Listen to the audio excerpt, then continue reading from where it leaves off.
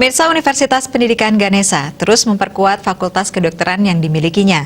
Fakultas yang berdiri pada tahun 2018 ini diinginkan mampu melahirkan sumber daya manusia yang siap bersaing dan mampu menghadapi revolusi industri 4.0 maupun menyambut pelaksanaan masyarakat ekonomi ASEAN.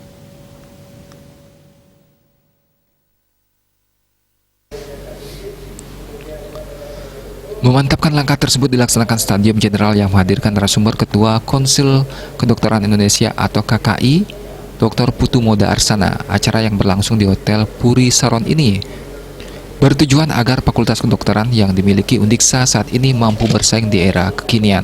Kegiatan yang dihadiri oleh segenap pimpinan Undiksa dan Bupati serta Wakil Bupati Buleleng ini membahas aturan-aturan baik yang berkaitan dengan Perkonsil maupun aturan yang turun dari Kementerian Pendidikan, Kebudayaan, Riset, dan Teknologi. Ketua KKI, Dr. Putu Moda Arsana menjelaskan, Fakultas Kedokteran harus mampu menghasilkan dokter yang kompeten, yang mampu menyelesaikan masalah-masalah kesehatan yang dihadapi masyarakat. Selain itu, berintegritas maupun memahami kode etik dan banyak aturan yang mengikat.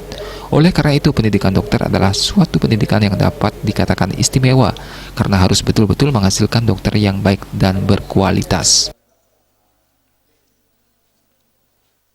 Bangunan benda mati, kalau bangunan rubuh bisa dibangun kembali, tapi kalau manusia, oleh karena itu unik, ya. Jadi keunikan inilah yang harus disepakati, dipersepsikan oleh banyak orang sehingga bersama-sama untuk membantu atau membuat atau membentuk fakultas kedokteran yang mampu menghasilkan itu. Kenapa? Karena semua orang ini kan akhirnya kan ditangani oleh dokter, cepat atau lambat, kan? Betul nggak? Betul. Jadi apakah itu penyakit yang akut, gitu ya, yang terjadi karena insidental begitu, atau suatu penyakit yang kronis degeneratif? Kehadiran KKI di lingkup Undiksa saat ini sangat penting.